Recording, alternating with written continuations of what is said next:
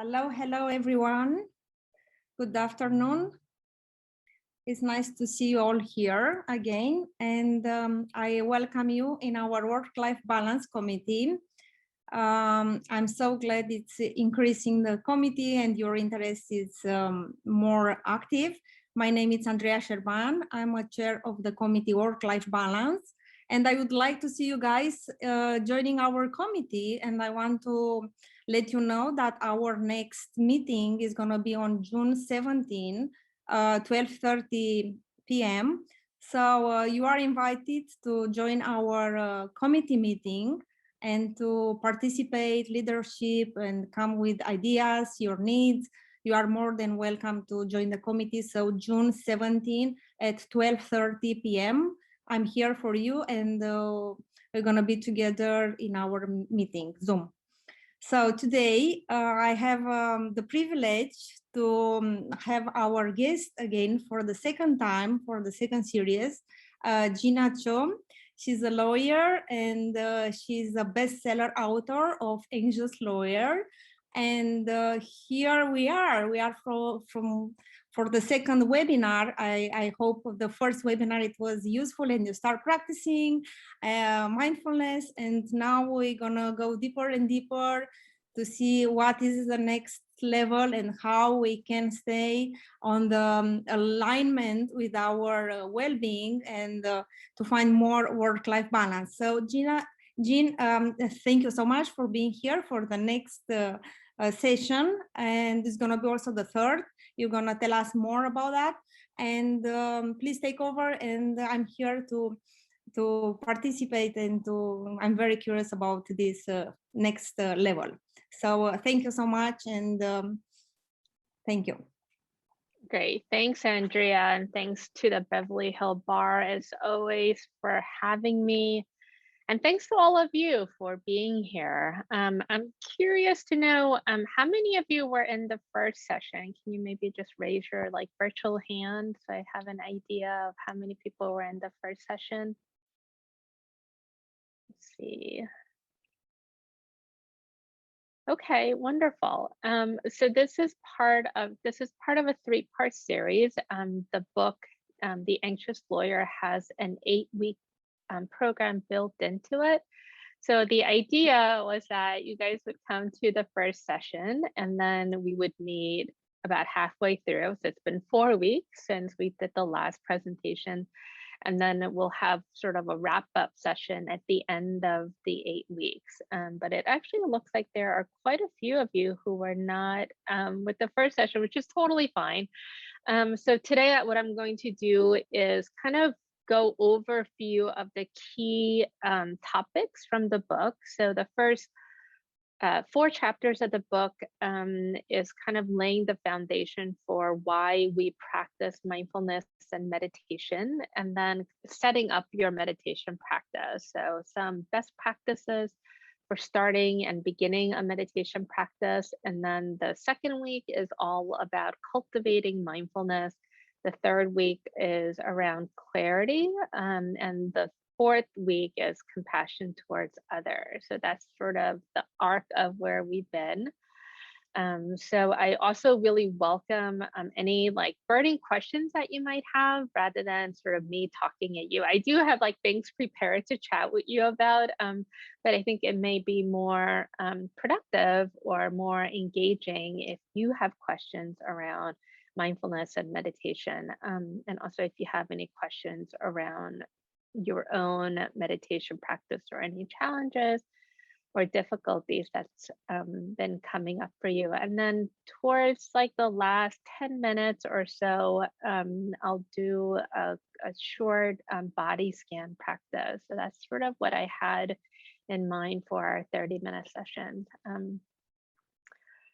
So I've been really digging in deeper into my mindfulness practice in the last, probably throughout the pandemic, but particularly in the last couple of weeks. I know I've been feeling just a lot of dysregulation around all the shootings, especially the school shooting. I know that after I dropped my daughter off the day after the shooting, I had to just sort of sit in my car for a while and breathe. And I was thinking about just how important it is to have a solid foundation of mindfulness, because a brain, right, that we all walk around with is a thought producing machine, and it often tends to present sort of the worst case scenario. And I'm also curious to know if anybody else has been feeling dysregulated, right? So perhaps you're noticing that your appetite has changed, or your sleep pattern has changed, or you're noticing different physiological response to all the news. So there's, the war, and there's just a lot going on. So when we are practicing mindfulness, what we're doing is to bring ourselves into the present moment and to show up as our best, most compassionate self. So we'll just kind of maybe spend a little bit of time talking about starting a meditation practice, and then how to create a habit around mindfulness and meditation. So really, the most important thing about having a meditation practice is to do it regularly, right? And I really want to underline that word, regularly. It's not enough to meditate like just once, right? Sometimes I'll get that from lawyers where they'll be like, oh, I tried doing that thing, meditation once, and it didn't work for me, or it didn't do anything for me. And just like physical exercise, it does require a certain level of dedication and practice. So a couple of things to say about that. One is it's helpful to really think about the intention behind starting a meditation practice, right? Like, what's the why behind why you want to cultivate a meditation practice? So for me, I started practicing mindfulness and meditation because I was experiencing overwhelming anxiety. I was diagnosed with social anxiety disorder and depression, and mindfulness, along with therapy and like all the other stuff, has just been so critically important for not only just calming and settling the body and the mind and experiencing less stress and anxiety, but what I found actually arose as the stress and anxiety went down, or maybe not that the stressors aren't there, right? Not that all the anxiety producing situations aren't there, but that I had like a lot more tools and strategies for cope with it. Like, it gave me this foundational stability, right? So I'm not sort of constantly getting like pulled away or whisked away by, the really annoying email from my opposing counsel, or having fictitious conversations. Anyone ever do that? Like, have fantasy conversations with your opposing counsel in your head, or could be anyone really, right? Where you're thinking like, oh, I should have said this, or I should have said that, or you're rehearsing and preparing for the future.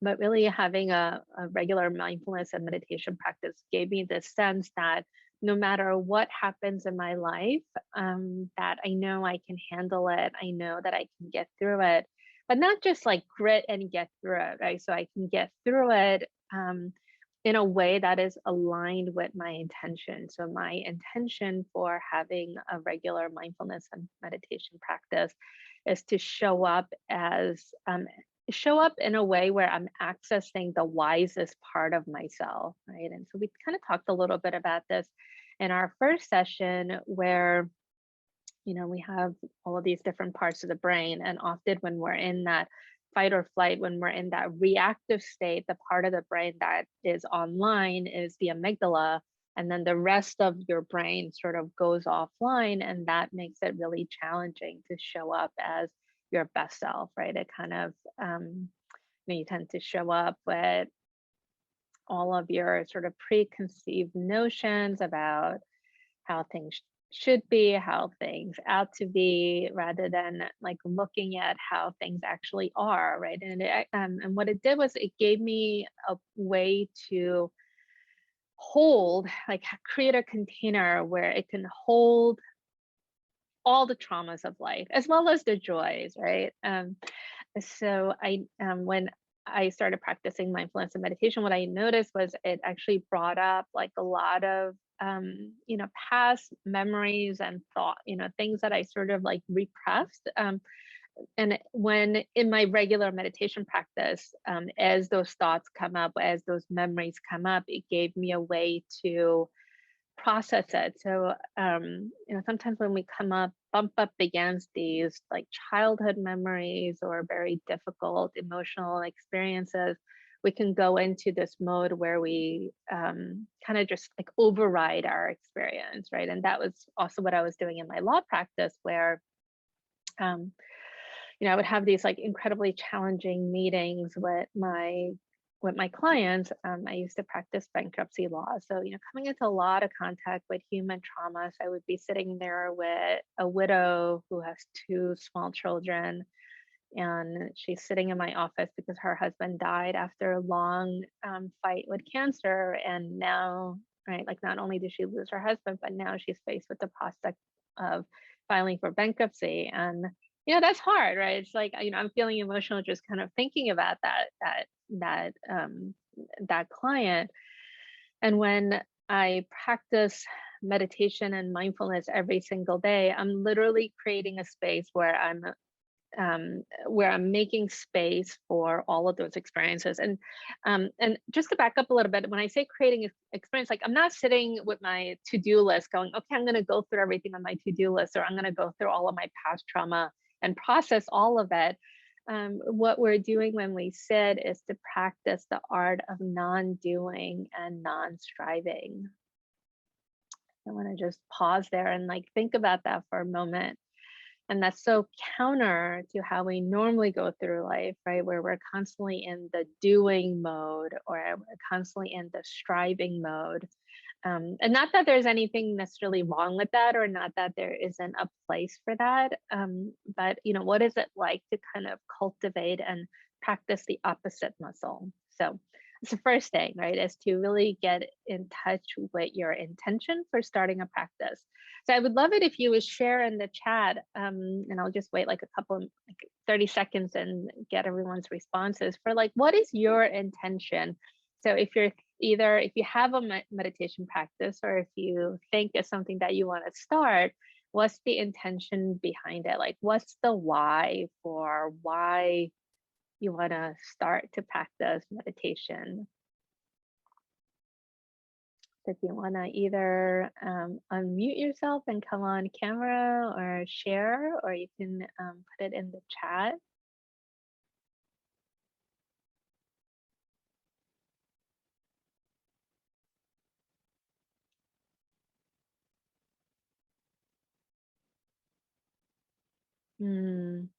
Thank you, Catherine. I want to get better at letting thoughts go rather than ruminating on them. I love that. Like to be a calmer person overall.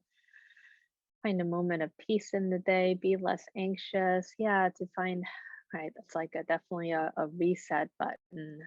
Tools for handling adversity, to be more present and have better work-life balance. I'm not thinking about work when I'm with my kids. Yeah, like that happens all the time, right? Like I'm thinking about, this hearing that I have next week, and having, fantasy scenarios run through my head about how I think the hearing's going to go. And then I come back to the present moment and I realize, oh, you know what, I'm sitting and having dinner with my family, right?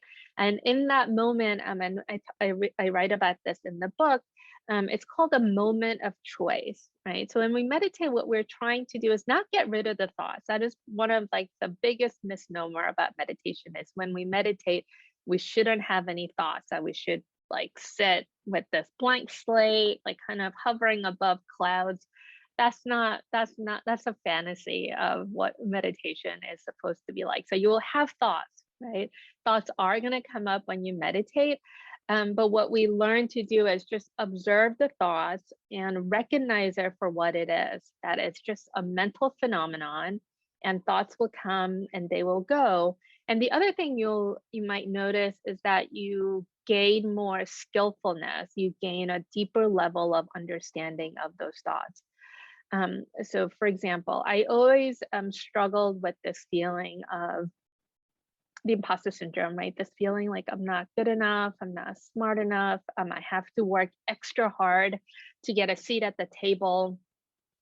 And once I started practicing mindfulness and meditation, what I began to notice is, oh, you know what, those thoughts, they're not mine. So when I say they're not mine, I mean it in this context. So, right, we all obviously live in a world, right? And we live in a world that has different cultures, different systems, different, thinking, and that we all sort of live in this many systems and structures of oppression. So as a woman of color, as a Korean American immigrant lawyer, I had to like sort of struggle with this feeling of all the different stereotypes and biases and, gaslighting and like all the different experiences of being female, being an Asian female.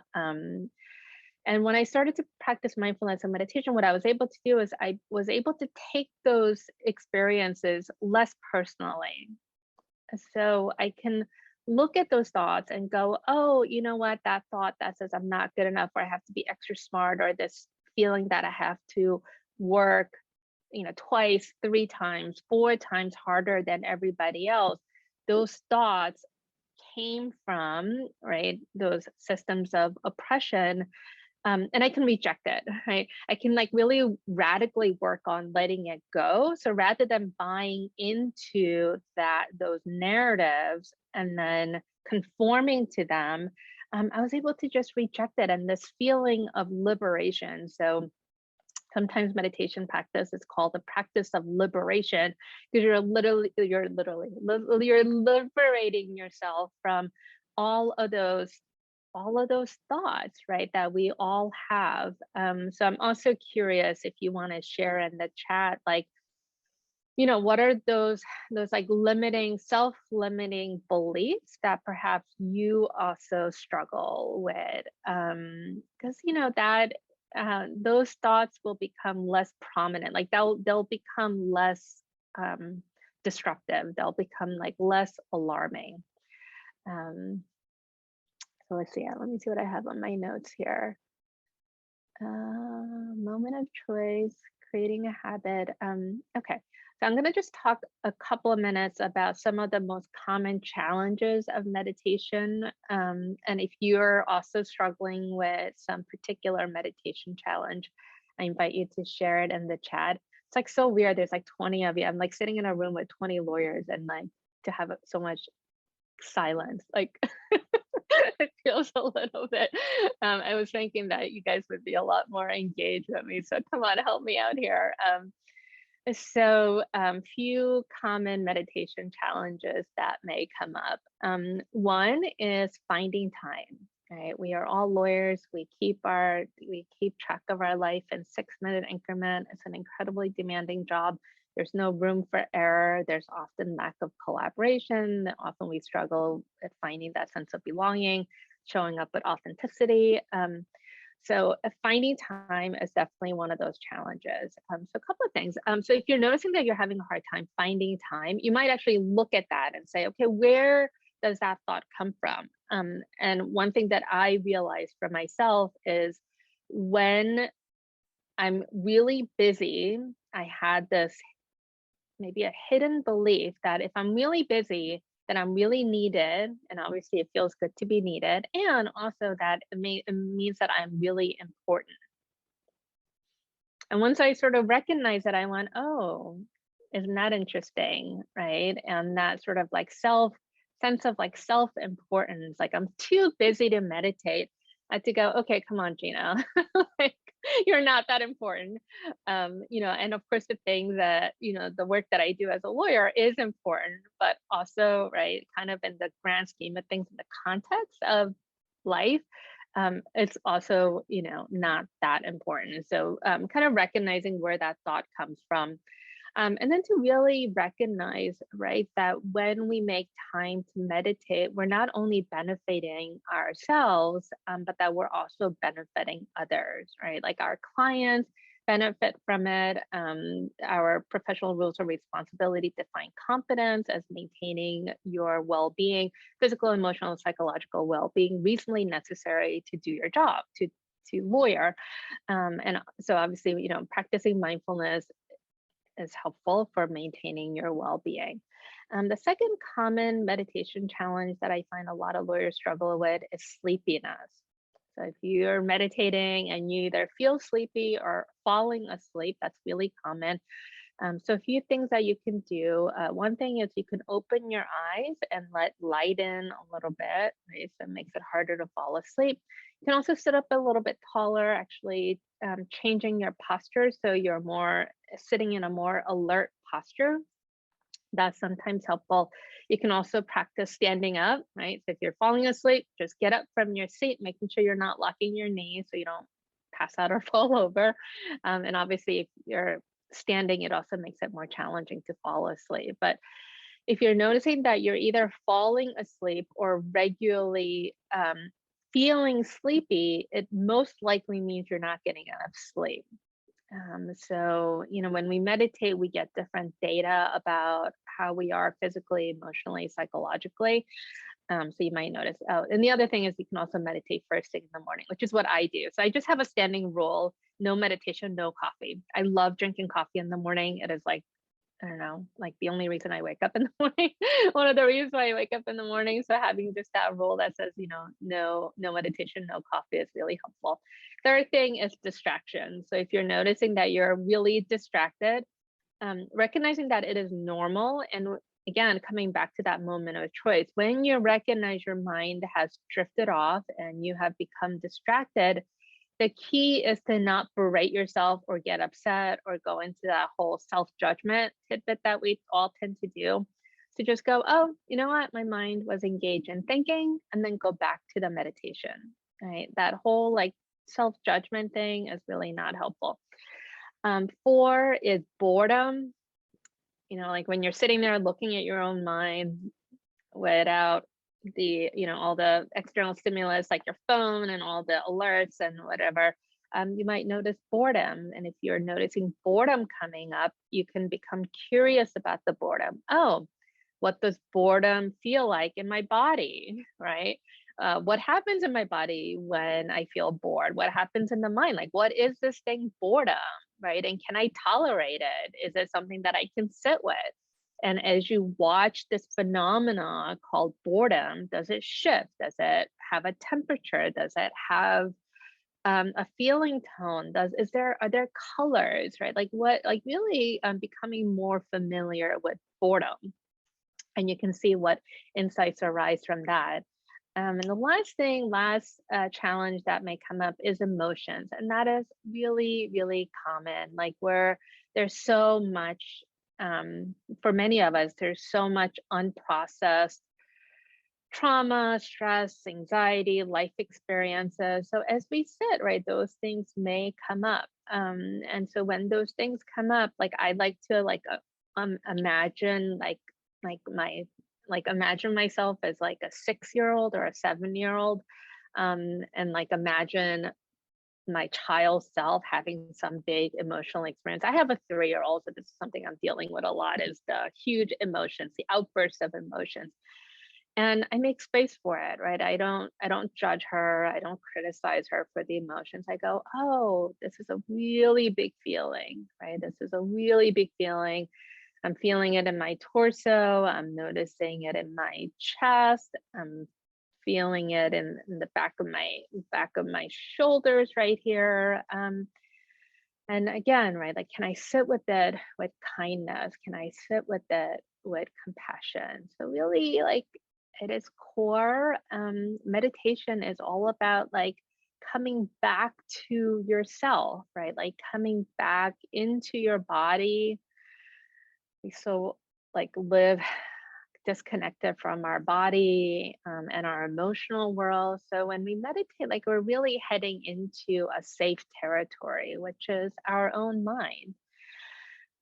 Okay, so I'm going to see if you have any questions, please feel free to share it. I'm also sharing the link in our chat. I do a daily-ish meditation at 9:30 every day, just 10 minutes of guided meditation, typically Monday through Thursday-ish, unless I'm traveling or something happens. It's totally free.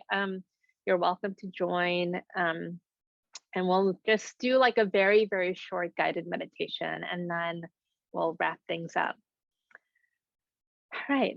So let's sit in community with each other, with our fellow lawyers, and this beautiful well-being committee.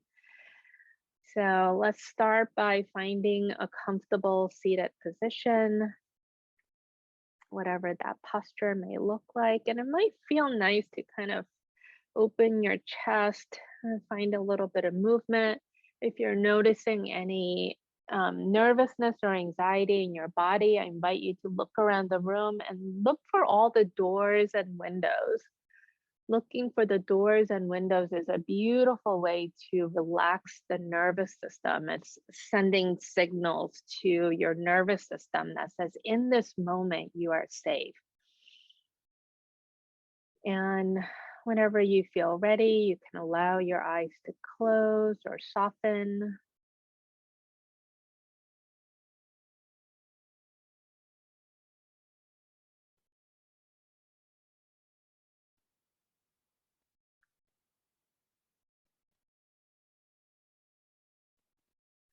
Let's begin by just checking in, noticing how you are in this moment.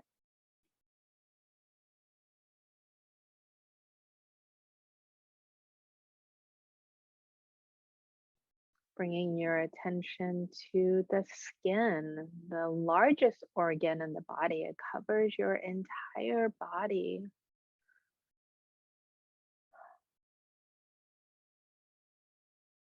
Are there any sensations? Are there any textures you're able to notice? Are you able to sense the temperature in the room?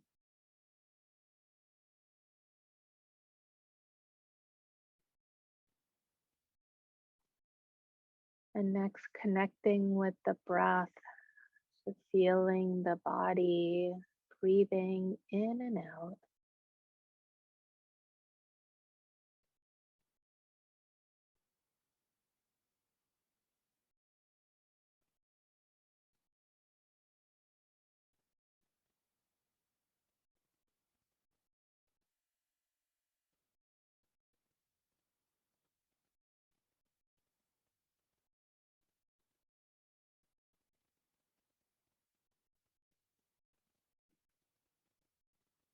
And for the next 30 seconds or so, invite your thinking mind to rest. You might imagine inviting your thinking mind to come and have a seat next to you.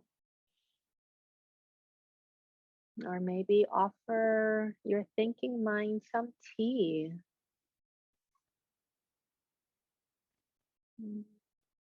You might say something like, "You've been working so hard. So let's just sit for a couple of seconds and breathe and rest."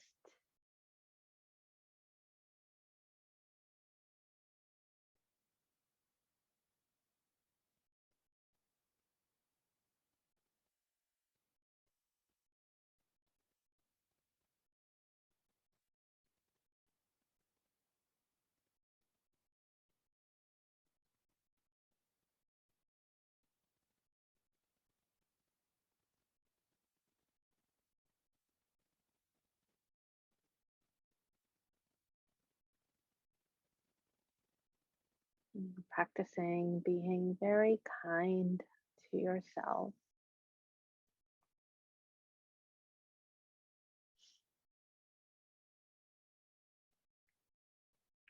Now let's close the practice by wiggling the fingers and toes. Stretch, move your body in any way that feels good to you.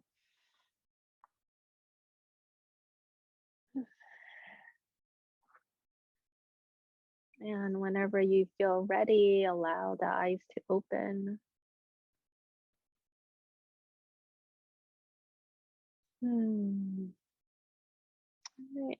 If you want to share anything that came up for you during this practice or anything that I shared in this presentation, I'm also going to put my email in the chat. So if you have any questions, you can reach out to me. I do offer one-on-one coaching with lawyers as well. So, all right, well, thanks, Mia. I'm glad you're able to join us, and just like a couple of minutes is really, right? So really one thing I want to say is like 2 minutes a day, right? If you're like, I'm so busy, you can meditate for 2 minutes a day. So that's really the invitation, is to meditate every day or as close to every day, daily as possible. Thanks, Catherine. Yeah, a lot of negativity in the mind. That's so true. And I think it's also helpful to just like talk about it in community with other lawyers, because that's also one of the insidious things about that negative self-talk, is it will have you believe that you're the only one, right? That you're the only one who is whatever the negative thought is.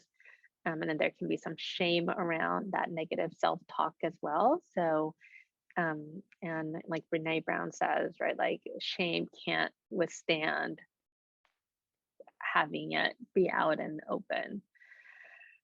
All right, thanks, Amber. I'm glad you're able to find a little bit of relief in your shoulder. So, all right, thanks everyone. And I will see you back here in 4 weeks for our next session. And I'll turn it back over to Andrea. Thank you, Jeena. Thank you so much. Thank you, everyone. I hope you are more relaxed and you hold on this relaxation and on this pattern of practicing meditation, because it's so important. So see you next time. And I hope to see you on our meeting committee on June 17, 12:30 p.m. Thank you, Jeena. Thank you, Beverly. Thank you. Thank you, Leslie. Thank you, everyone. Have a